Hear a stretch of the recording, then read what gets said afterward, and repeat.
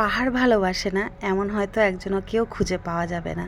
আর আমি খুব লাকি মনে করি নিজেকে, যে নাকি মাসে 2বার পাহাড়ে যাওয়ার সুযোগটা পেয়ে যায়। আমি শিলিগুড়িতে থাকি। হ্যালো এভরিওয়ান, আমি হচ্ছে রায়া, আর আজকে যাচ্ছি কালিম্পংয়ে। তো যতটুকু পারবো তোমাদের সাথে শেয়ার করব একদিনে কালিম্পং থেকে কিভাবে ঘুরে আসা যায়। তো চলো পুরো ভিডিওটা দেখো আর সাথে থাকো।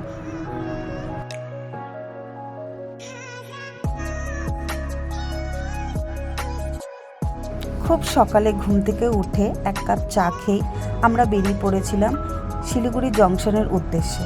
সেখান থেকে 6:30টার বাস ধরে আমরা ঠিক 10:30টার সময় পৌঁছে গেছিলাম কালিম্পং ডেলোতে। আর ওখান থেকে কিছু ব্রেকফাস্ট সেরে আমরা চলে এসেছিলাম হোটেল বুক করতে।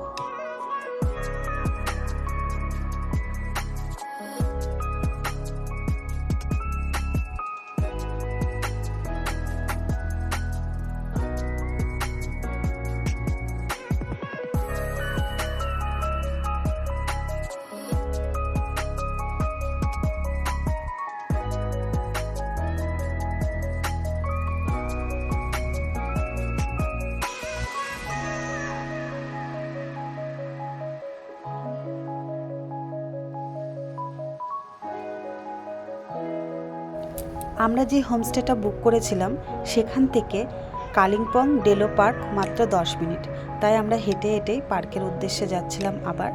আর রাস্তায় দেখছিলাম এরকম প্যারাগ্লাইডিং করছে সবাই। আমার দূর থেকে দেখেই ভালো লাগছিল, কেননা আমার উঁচুতে খুব ফোবিয়া আছে, আমি খুব ভয় পাই। তো তোমরা যারা উঁচুতে ভয় পাও না তারা এরকম এখানে এসে প্যারাগ্লাইডিং করতে পারো। তো এখানে পার্কের আশেপাশে অনেক বুকিং কাউন্টার আছে, তো হয়তো 4-4.5 হাজার টাকা এরকম নেয়। দেখতে কিন্তু খুব ভালো লাগে।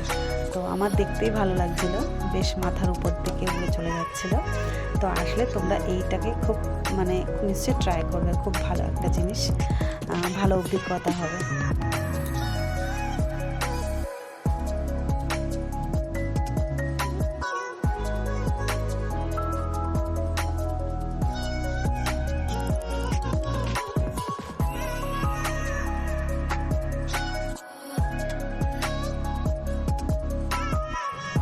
হোটেল বুক করার পরে আমরা চলে এসেছিলাম কালিম্পংয়ের ডেলো পার্কে।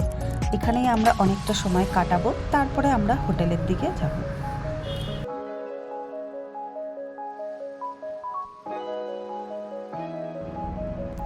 ডেলো পার্কে এসে তোমাদের 4-5 ঘন্টা কিভাবে কেটে যাবে তোমরা বুঝতেই পারবে না। আর বাচ্চাদের তো খুবই ভালো লাগবে। এত বড় পার্কটা আর এত কিছু আছে যে তুমি ঘুরেই একদিনে শেষ করতে পারবে না। তো খুব সুন্দর একটা পার্ক, 360 ডিগ্রি ভিউ আছে। আর আকাশ পরিষ্কার থাকলে তো কাঞ্চনজঙ্ঘা দেখাই যাবে। তো আমরা যেদিন গেছিলাম সেদিনকে খুব একটা আকাশ পরিষ্কার ছিল না, কিন্তু পার্কটা খুব ভালো লাগছিল। মাঝে মাঝে রোদ, মেঘ এইসবের মধ্যে দিয়ে আমরা খুব ভালোভাবে সেই দিনটাকে কাটিয়েছি।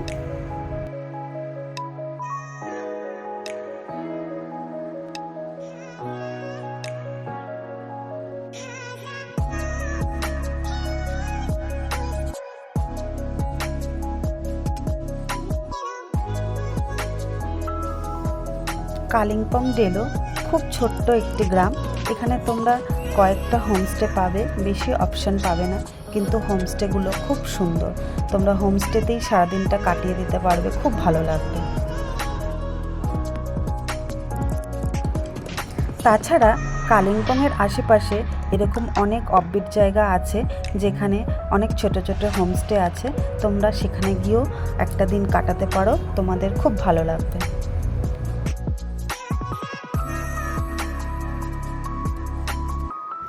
দিনের বেলা পাহাড়কে ঠিক যতটা সুন্দর লাগে, রাতের বেলা পাহাড়কে ঠিক ততটাই ভয়ঙ্কর লাগে। পার্কের থেকে যখন আমরা হোটেলের উদ্দেশ্যে ফিরছিলাম তখন প্রায় অনেকটা অন্ধকার হয়ে গেছিলো আর আমাদের বেশ ভয় লাগছিল। তো তোমরা যারা নতুন পাহাড়ে যাচ্ছ তারা অন্ধকারটাকে অ্যাভয়েড করবে, দিন থাকতে থাকতেই হোটেলে ঢুকে যাবে, কেননা এখানে অনেক অজানা পশু পাখি থাকে যেগুলো অন্ধকারে তোমাদের উপর অ্যাটাক করতে পারে।